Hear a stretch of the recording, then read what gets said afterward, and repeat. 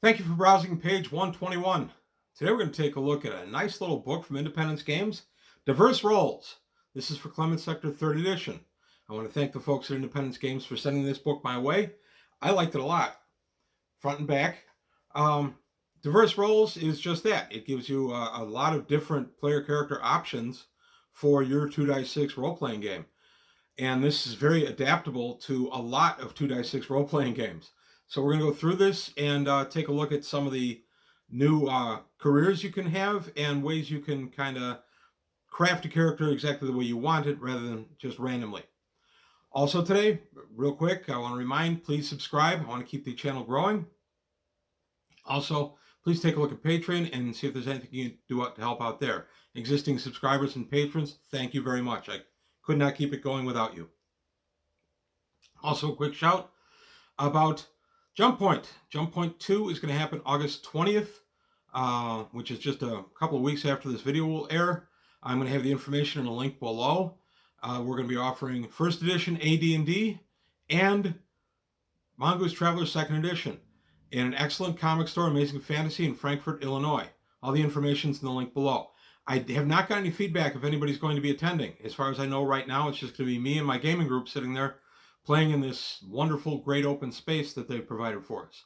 So if you are planning on attending, please leave a comment either in this video or in the Jump Point video. I just kind of want to get an idea of how many we're looking at, and all the details are in the video below.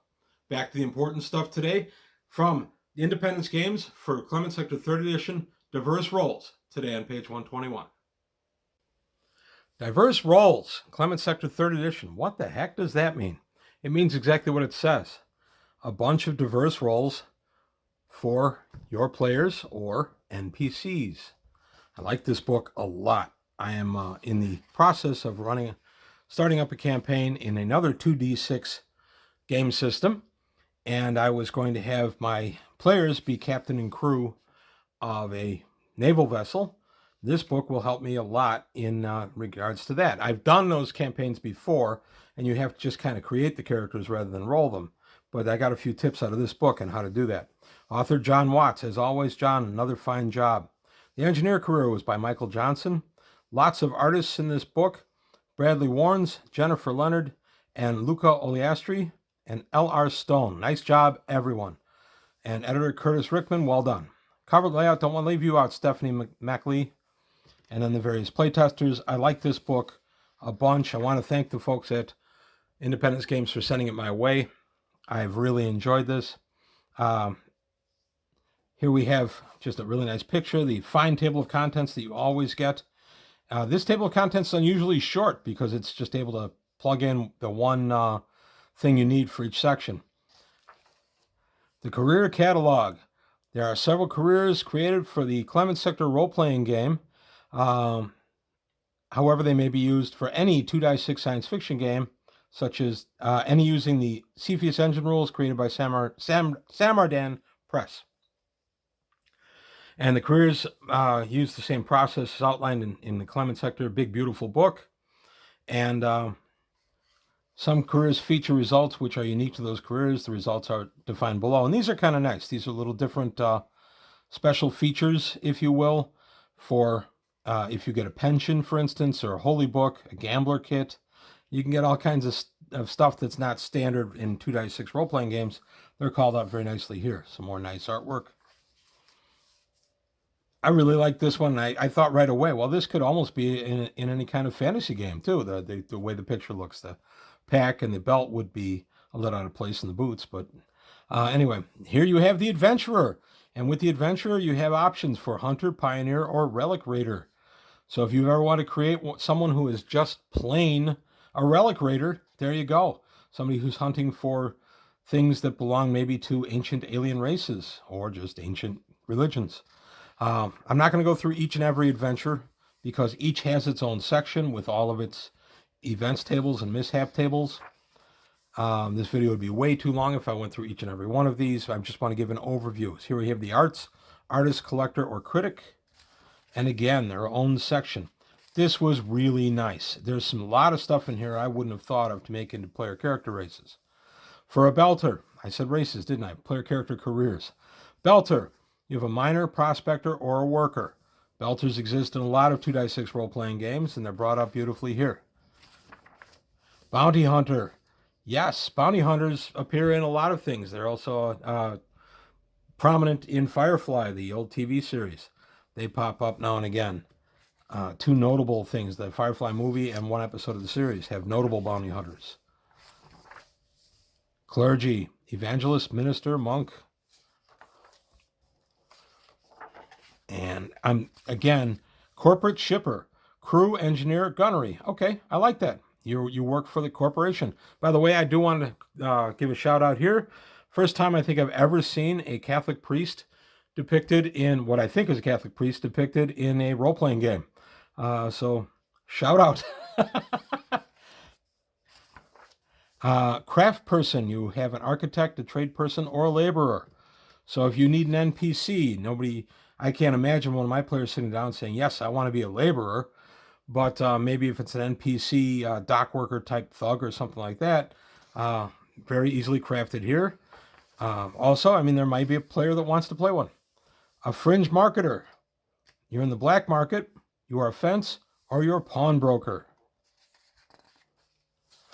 Just very, very well thought out, very nicely put together. Gambler. I saw this one right away, and I thought, well, I have at least two players that'll jump on this one.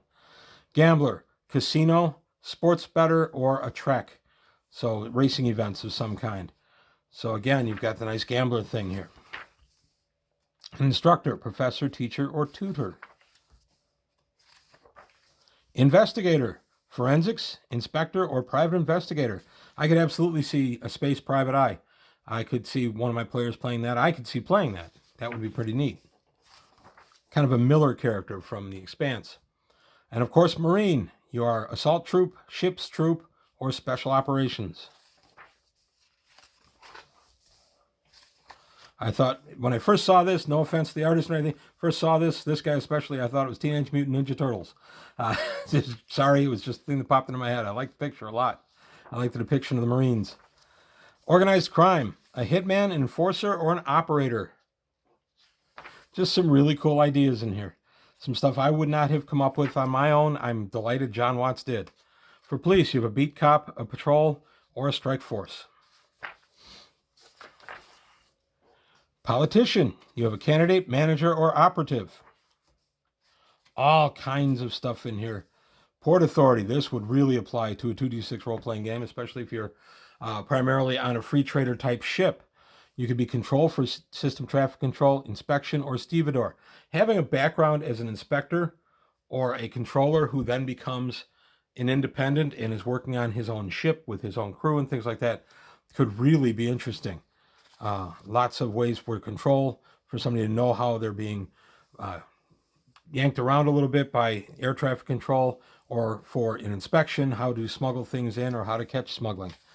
I just think that's a really cool idea. Prostitute, you could be a brothel worker, a hetare, I'm not familiar with that one, or a streetwalker. And you could be a scavenger, a junker, a picker, or a restorer. Just some really cool ideas in here. Scientist, an assignment, field researcher, or just a general researcher. Just some really, really nice stuff. A thief, a con artist, a hacker, intruder. That writes itself for any kind of role-playing game. The engineer. So here we start looking at different types of engineers. So you disciplines and specializations. So aerospace, biomedical, chemical engineer. You get all kinds of stuff here. My son Adam graduated college not too long ago. I get a lot of mechanical engineers wandering around the house these days because of some of his friends that have graduated with various degrees. We'll get talking a little bit. And space engineer, just all kinds of ideas here. There's just no reason to limit yourself to what's in your chosen 2-6 book when you've got access to this book. The engineering career path for any of those engineering paths. Non-random character generation. So you don't want to let the dice dictate how your character comes out, or like I said at the top, I have need for characters that are actually working line officers aboard a naval vessel. I could use a non-random character generation, which I probably will be using. You can use points, 50 points. You can split the 50 points amongst all 6 attributes to go ahead and build your character that way. And then you take a look at the character's age, the home world, the careers, and then skills in a career package. So you can go to a career package and you can go to Adventurer Hunter. Here's a career package. Prerequisite is dexterity 8 up. Must have a parent age of 40 or less. Benefits are survival, any, and navigation 1 and navigation 1. And then you get your base skills, your secondary skills, and your rank. So just a real quick way, and I love this because when I was reading this, I went, yes, I will use this as my template when I make up my various naval personnel, both player character and non-player character. This will really help us.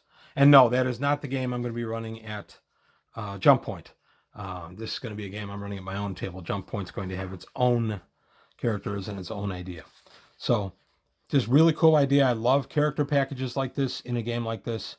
It's can be very helpful, especially as a game master creating non-player characters. I really use situations like this to help me make the NPCs. It helps them feel more part of the actual universe instead of being a shorthand version of a person. But it also doesn't take up a ton of my time for an NPC that may or may not be in the story for 2 minutes. And I mean, we've all run games where you have an NPC you think will be a key player, and the players, for whatever reason, don't interact with him, and he's off your table within a minute or two, but you have somebody else that you didn't flesh out, and that's the one they end up keying with and doing all kinds of interaction with. This helps you get around that. Anybody who's GM'd for any length of time knows exactly what I'm talking about because it happens all the time. The guy you think they're not going to do anything with, his name is Manny. Okay, all of a sudden Manny becomes very important in their adventure and their lives. Now I've got to come up with his backstory. So it's a way to help around that a little bit.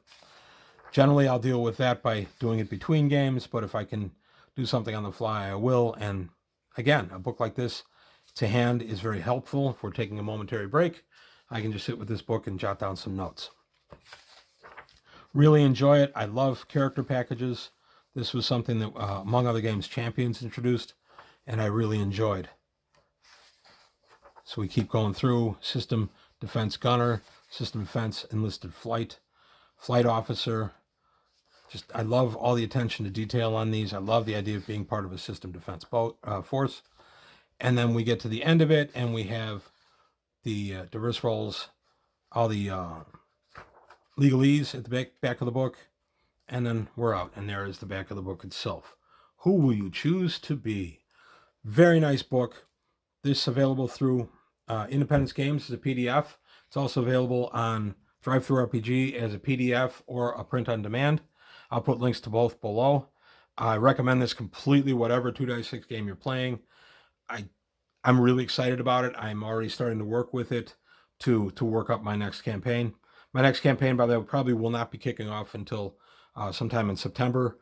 So there you have it, Diverse Roles on page 121. I hope you enjoyed this look at it. Again, I want to thank the folks at Independence Games for sending this book my way. I really enjoyed reading through it. I'm really going to enjoy going back and poring over specific parts of it and adding it into my 2x6 role-playing game. So that's it for today on page 121. I want to thank you for your time. Thanks for watching. Please don't forget about Jump Point. Take a look at that video. The link is below. And I'll see you next time.